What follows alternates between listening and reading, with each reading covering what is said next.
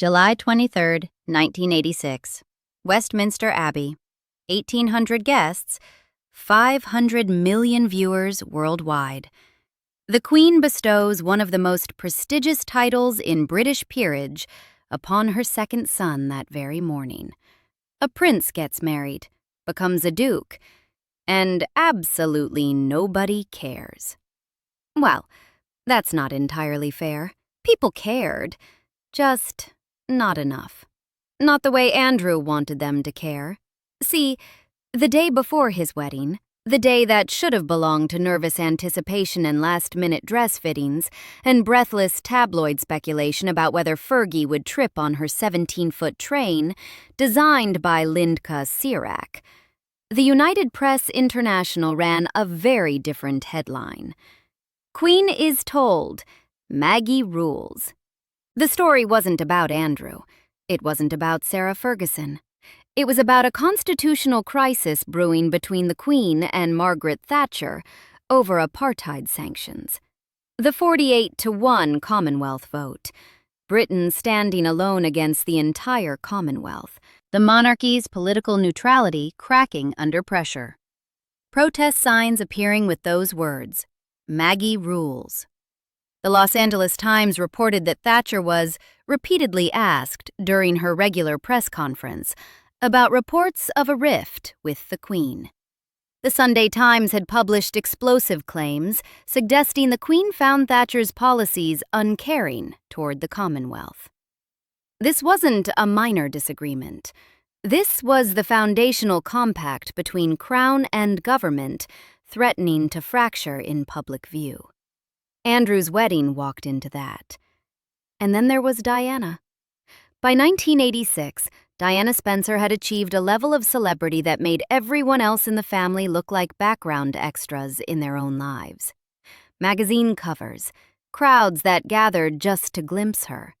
A gravitational pull so powerful that her own husband, the future king, struggled visibly with jealousy. Diana would later tell Martin Bashir in that 1995 interview that changed everything. With the media attention came a lot of jealousy within the family.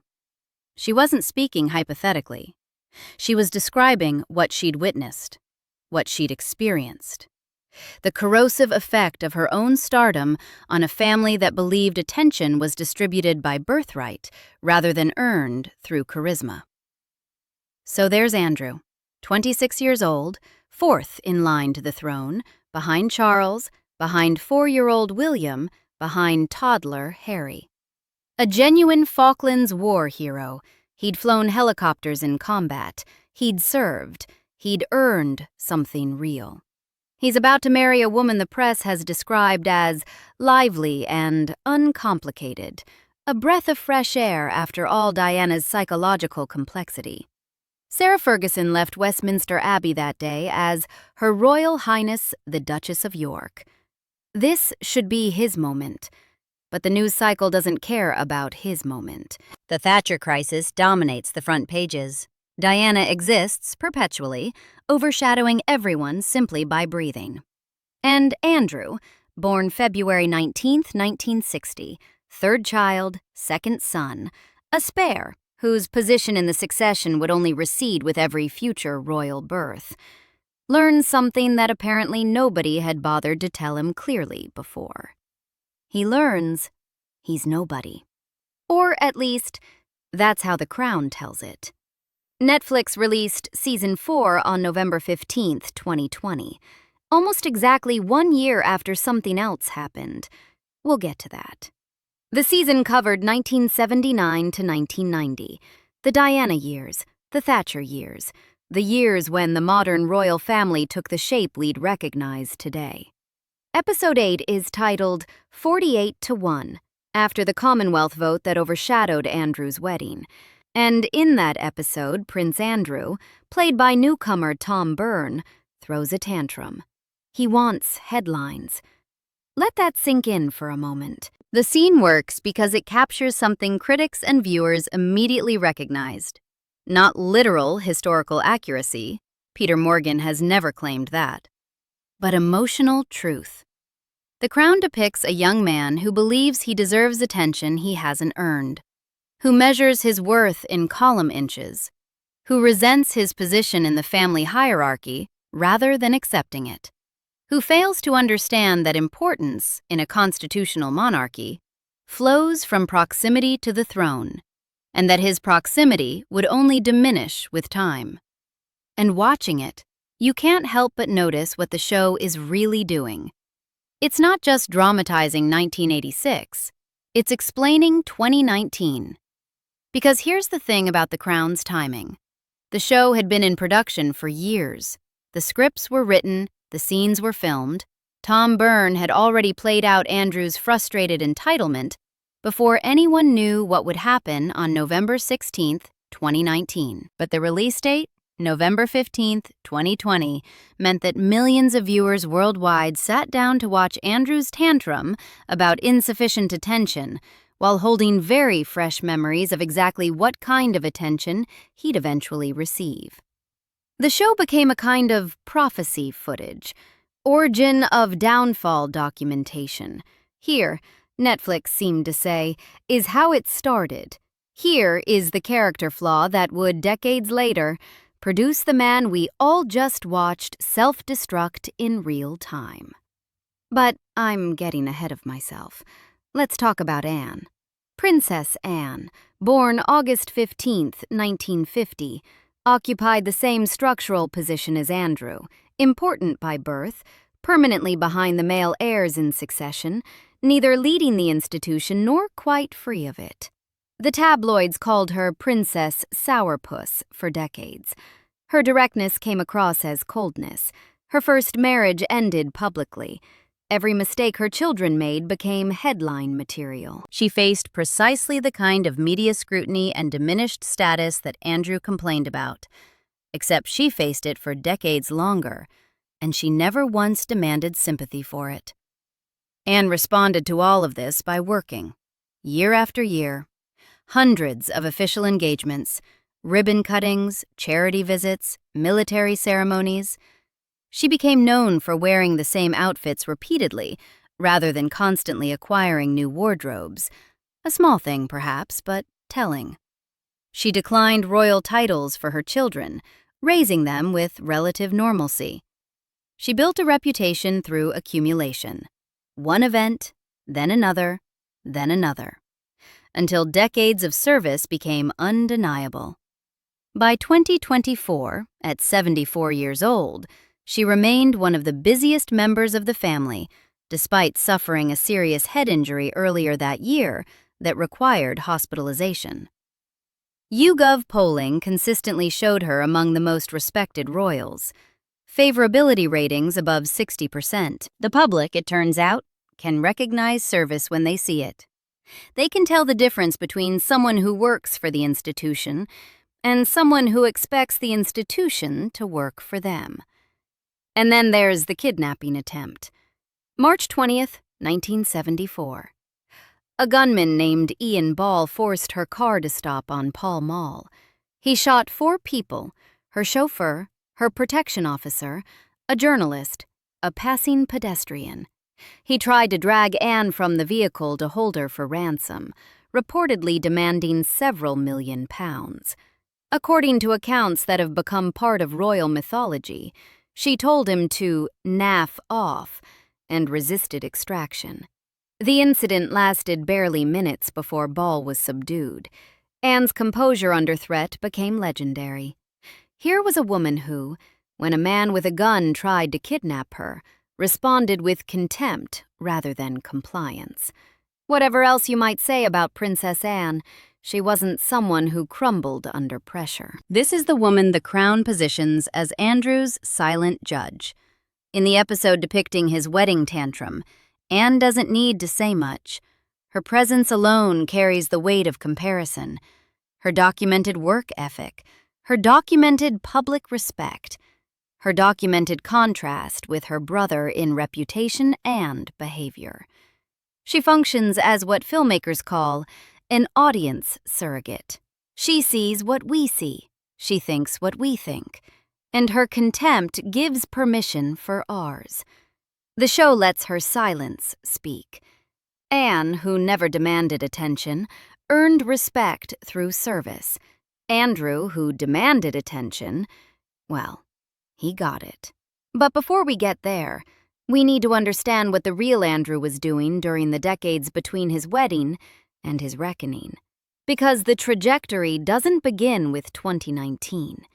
It builds, year after year, choice after choice, association after association. The marriage to Sarah Ferguson ended formally on May 30th, 1996, though they'd announced their separation in March 1992. The intervening years produced two daughters, Princess Beatrice in 1988 and Princess Eugenie in 1990, and considerable tabloid fodder. In August 1992, photographs emerged of the Duchess of York in Saint-Tropez having her toes sucked by her financial advisor, John Bryan, while she lounged by a pool. Whatever remained of the marriage's public standing evaporated in that single image. But the marriage's collapse was almost beside the point. What mattered more, what would matter enormously in retrospect, was the pattern of behavior Andrew established during his years as a divorced duke. Throughout the 90s and 2000s, Andrew's public profile was defined less by royal duties than by lifestyle. He acquired the nickname Air Miles Andy for his perceived use of royal travel privileges, taxpayer-funded flights to golf courses, expensive holidays justified by minimal official business. The perception grew that Andrew viewed his royal status primarily as a mechanism for personal benefit rather than public service. Then there was Sunning Hill Park. The Queen had given Andrew and Sarah the property as a wedding gift in 1986, a 12-bedroom mansion in Berkshire that cost £5 million to build. After the divorce, Andrew retained the property. By 2007, it had sat empty for years, deteriorating, costing money to maintain. Andrew put it on the market for £12 million. A Kazakh oligarch named Timur Kulibayev bought it for £15 million, £3 million over the asking price, for a property that had been sitting empty, from a buyer connected to the government of Kazakhstan, a country where Andrew had been promoting British business interests. No evidence of wrongdoing was ever established. No laws were proven broken, but the optics were exactly what you'd expect. The Duke of York, fourth in line to the throne at the time, had sold a property for millions more than its market value to a foreign billionaire with government connections. The transaction raised questions that would never receive satisfactory answers. This was the pattern, not illegality, questions, not convictions, associations, not proof, proximity. From 2001 to 2011, Andrew served as Britain's special representative for international trade and investment. The role was meant to leverage his royal status for commercial benefit, opening doors, attending trade delegations, representing British business interests abroad. Instead, it generated a decade of controversy. His meetings with authoritarian governments drew criticism. His relationships with foreign business people raised eyebrows. His travel expenses, funded by the taxpayer, seemed disproportionate to any measurable results. By 2011, the role was quietly abolished, and Andrew was quietly retired from it. But the most consequential association of all had begun years earlier, and it would take nearly 2 decades to fully detonate. Elaine Maxwell was a British socialite, the daughter of media tycoon Robert Maxwell. She moved in the same circles as the royal family, charity events, society parties, the kind of gatherings where aristocrats and billionaires mingled. She was also the longtime associate of Jeffrey Epstein, an American financier who would later be exposed as a prolific sex trafficker. Through Maxwell, Andrew met Epstein. The introduction reportedly occurred around 2000 or 2001. What followed was a friendship that Andrew would later describe as a chance to meet interesting people. And he certainly met them. Andrew visited Epstein's Manhattan townhouse, a 7-story mansion on the Upper East Side that would later be described in court documents as a site of systematic abuse. Andrew visited Epstein's private island in the Caribbean. Andrew stayed at Epstein's Palm Beach estate. The friendship was documented in photographs, in flight logs, in the testimony of those who witnessed it. One photograph in particular would become infamous. It shows Andrew with his arm around the waist of a young woman named Virginia Giuffre. The photo was taken at Ghislaine Maxwell's London townhouse in 2001. Giuffre was 17 years old at the time. She would later allege, in court documents and public statements, that she had been trafficked to Andrew by Epstein and Maxwell, and that Andrew had sexually abused her on multiple occasions in multiple locations. Andrew denied all allegations, categorically, absolutely. He denied ever meeting Giuffre despite the photograph. He denied any sexual contact whatsoever. But the photograph existed, and it showed what it showed. In 2008, Jeffrey Epstein pleaded guilty to Florida state charges involving solicitation of prostitution from a minor. He served 13 months in a county jail, a sentence widely criticized as extraordinarily lenient, and was required to register as a sex offender. This should have been the end of Andrew's association with Epstein, a convicted sex offender, a registered abuser of minors. Any reasonable person with any sense of self-preservation would have severed all contact immediately and permanently. Andrew did not. In December 2010, photographs emerged of Andrew walking through Central Park in New York City with Jeffrey Epstein. This was after the conviction, after Epstein had pleaded guilty, after he had served time, after he had registered as a sex offender. Andrew was seen staying at Epstein's Manhattan residence during the same visit. He was photographed waving goodbye to a young woman from the door of that residence, footage that would be broadcast around the world years later as evidence of spectacularly poor judgment. The walking in the park visit became a defining image of Andrew's moral blindness. He had not merely been friends with a man who turned out to be a predator. He had maintained that friendship after the predation was proven, after the conviction, after the guilty plea. He had stayed in the home, walked in the park, waved from the doorway. The defense Andrew would later offer, that he had gone to New York specifically to end the friendship, convinced no one. You don't end friendships by staying at someone's house for multiple days. You don't sever ties with Central Park strolls photographed by paparazzi. The explanation was insulting to anyone's intelligence, and it was only a preview of explanations to come. For years, the Epstein Association remained a simmering problem rather than an acute crisis. Andrew's representatives issued statements. Andrew himself avoided direct comment. The palace hoped, presumably, that the story would fade. In July 2019, Jeffrey Epstein was arrested on federal sex trafficking charges. The new indictment alleged that he had sexually exploited dozens of minor girls at his homes in Manhattan and Palm Beach over a period of years. The charges were far more serious than the 2008 case. The evidence was far more extensive. There would be no lenient plea deal this time.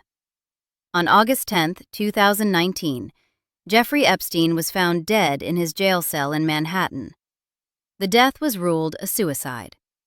Conspiracy theories proliferated immediately and have never fully subsided.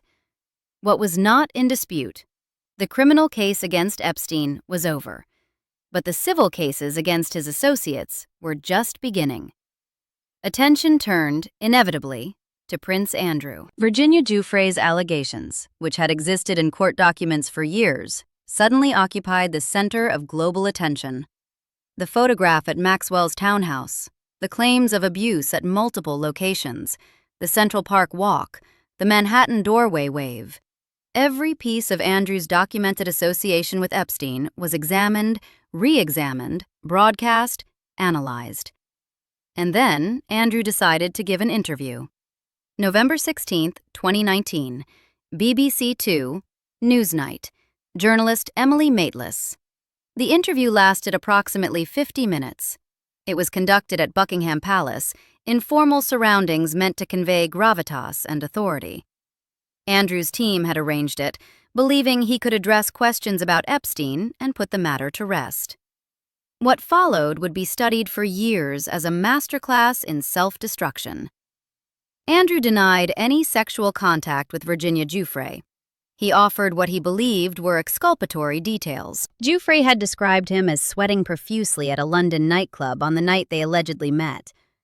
Andrew explained that he couldn't have been sweating because he suffered from a medical condition, acquired during the Falklands War, that left him unable to perspire. "I can't sweat." That was his defense, a medical inability to perspire. Giuffre had specified the date of their alleged encounter in London. Andrew countered that on that specific evening, he had been at a Pizza Express restaurant in Woking with his daughter Beatrice. He remembered this, he said, because taking his daughter to Pizza Express was an unusual thing for him to do. Pizza Express in Woking. This became his alibi for sexual abuse allegations, a memory of a pizza restaurant 18 years earlier.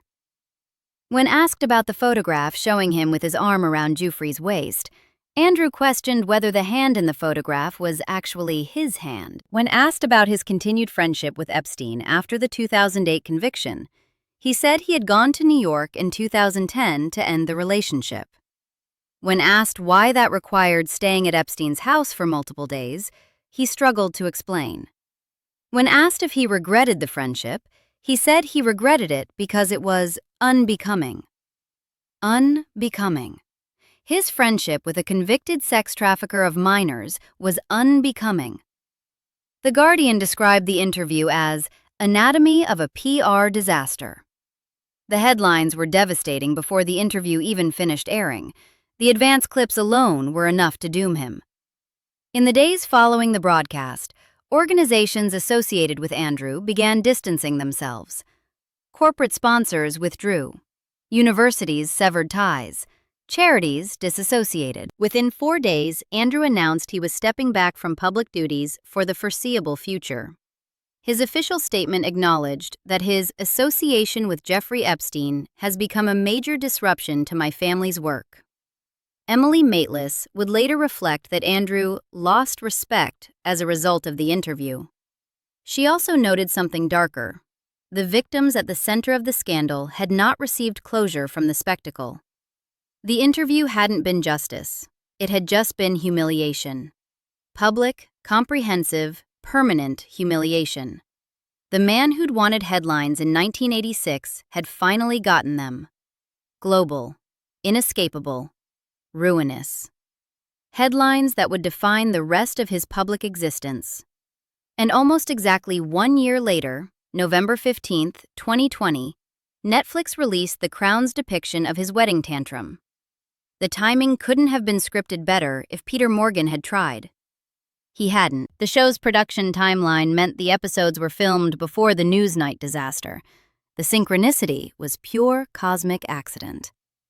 Millions of viewers who had just watched Andrew's real-world implosion now watched a dramatization that seemed to explain how that man could have formed over decades. The fictional Andrew demanding attention in 1986 became the template for understanding the real Andrew who had imploded in 2019. Critics noticed immediately. The Cut observed that watching the Andrew scenes made it hard not to think of his contemporary scandals. Decider wrote that Andrew was not just finally introduced to the show, but dragged through the mud by a dramatization that seemed aware of how history would judge him. The cultural verdict had already been rendered after Newsnight. The Crown simply supplied the origin story. And then the institution itself began to move. Slowly, methodically, the way institutions always move when they're protecting themselves from someone who has become a liability. In January 2022, following the filing of Virginia Giuffre's civil lawsuit in the United States, the Queen stripped Andrew of his military affiliations and royal patronages.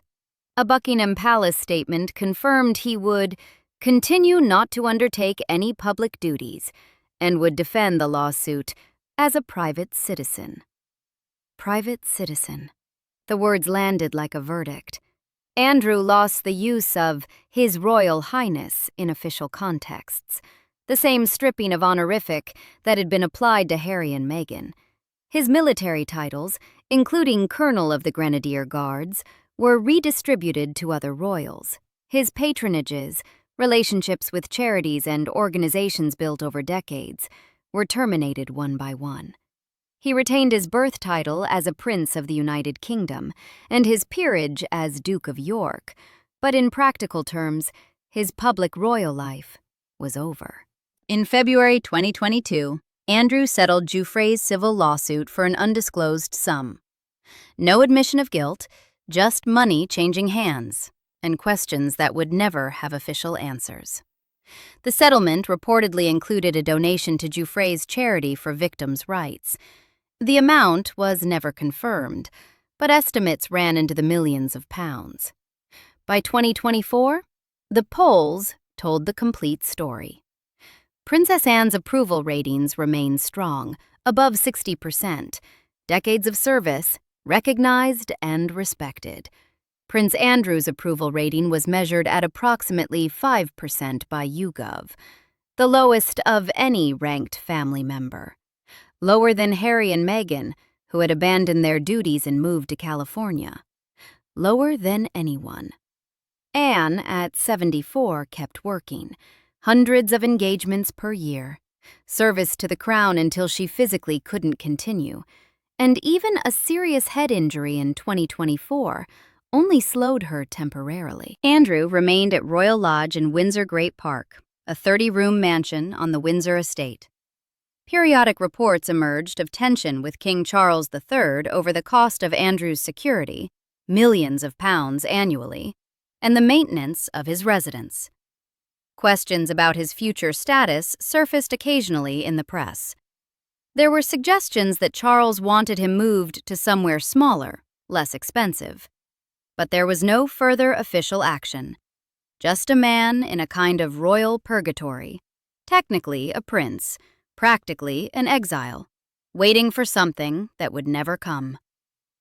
The prince who'd thrown a tantrum at Westminster Abbey because nobody was paying attention to his wedding had become one of the most infamous people in the modern world. Not because of what he'd accomplished, not because of service or duty or sacrifice, but because of his associations, because of questions he couldn't answer, because of a Newsnight interview that the entire planet watched with a mixture of horror and dark fascination, because of Pizza Express and Woking and the inability to sweat. He got his headlines. Think about that for a second. Really sit with it. In 1986, Andrew complained that the Thatcher crisis was overshadowing his wedding, that Diana's celebrity made everyone else invisible, that being fourth in line meant being fourth in importance. He wanted the world to pay attention to him. He wanted his moment. He wanted his name in every paper, on every broadcast, the center of every conversation. And now it is. Has been for years. Will be forever. Not for anything he built. Not for any service rendered. Not for the Falklands, though he genuinely served there. Not for trade promotion or charitable patronage or any of the duties he nominally performed for decades. Number Andrew is famous, truly, indelibly, historically famous, for exactly one thing. For his friendship with Jeffrey Epstein, for the photograph with Virginia Giuffre, for the most disastrous interview in British royal history, for sweating, or not sweating, at a nightclub in London, for Pizza Express. The cosmic joke at the heart of this story is that Andrew got precisely what he wanted. He asked for attention. He demanded headlines. He resented being a secondary figure in his own family. The universe has a sick sense of humor sometimes. You ask for attention? You'd better be ready for the kind you might receive. The Crown's depiction of his 1986 tantrum Charles calmly explaining his irrelevance, Anne watching with barely concealed contempt, Andrew raging at shadows, works as prophecy footage because the seeds of his destruction were always visible to anyone paying attention. The entitlement, the obliviousness, the belief that importance was something owed rather than earned, the willingness to associate with anyone who made him feel significant. These aren't traits that emerge suddenly in middle age. They build, they compound, they eventually produce consequences that can't be walked back. Anne saw it, apparently. Charles saw it. According to the show, anyway. The audience sees it now. We have the benefit of hindsight. We know how the story ends. But even in the dramatized 1986 scenes, Andrew's fundamental character defect is obvious. He wants without deserving. He demands without earning. He measures himself in attention rather than contribution. And when someone measures themselves in attention, they become willing to seek it from anyone who offers. From wealthy financiers with private islands, from oligarchs who overpay for houses, from anyone who makes them feel like the important person they believe themselves to be. The stripping of his titles, the exile from public life, the 5% approval rating, none of it was punishment from outside. It was just consequence.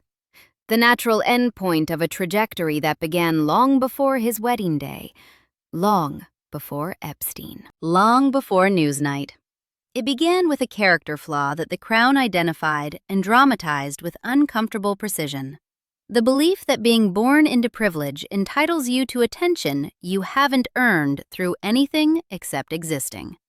Somewhere in that 1986 scene, the one the Crown constructed from emotional truth rather than literal documentation, young Andrew complains about being nobody, about being ignored, about being overshadowed. His family, in the show, responds with something between pity and contempt. They already knew what he couldn't admit to himself. He was always going to be defined by headlines eventually, just not the kind he imagined. Not the kind that build you up, the kind that tell the world exactly who you are. Andrew wanted headlines. He got them. Subscribe for more stories like this.